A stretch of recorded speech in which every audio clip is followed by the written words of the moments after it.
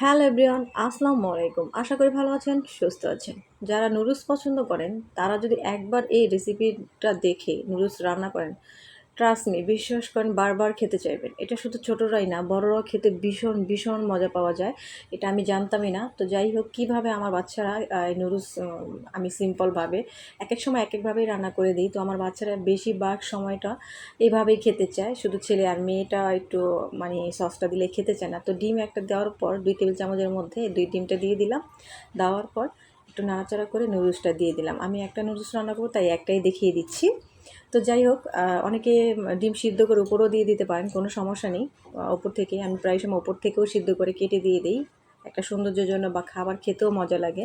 তো এইভাবে ভেজে দেওয়ার পর আমি এখন একটা নুডলসের জন্য আমি 1 কাপ পানি দিয়ে দেব। মানে একটা মেজারমেন্ট কাপের 1 কাপ পানি দিয়ে দিব। তো এই পানিটা থাকবে এই পর্যায়ে। তো নুডলসটা পুরোপুরি ভরপুর মানে ভিজা থাকবে না, অর্ধেকটা ডুবে থাকবে পানির মধ্যে। তারপর দেখেন একটু 1 মিনিটের মতো জাল করা নেওয়ার পর এই নুডলসটা কিন্তু নিজে থেকে ছুটে যাবে।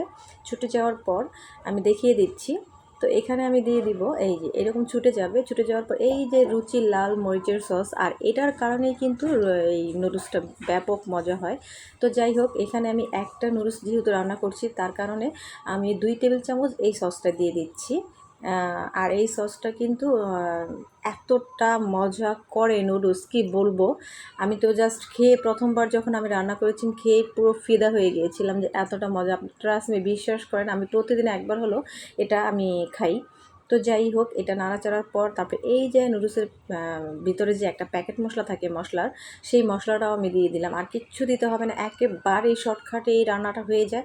কিন্তু খেতে কিন্তু শর্টকাট লাগে না, খেতে কিন্তু দারুণ দারুণ মজা লাগে। তো যাই হোক, এটাকে মিক্স করার পর যারা এটা আমার হাতে খেয়েছে তারাই বুঝতে পারবে, আর তারাই জানে যে এটা আমি মিথ্যে বলছি না, এটা সত্যিই খুব মজা হয়।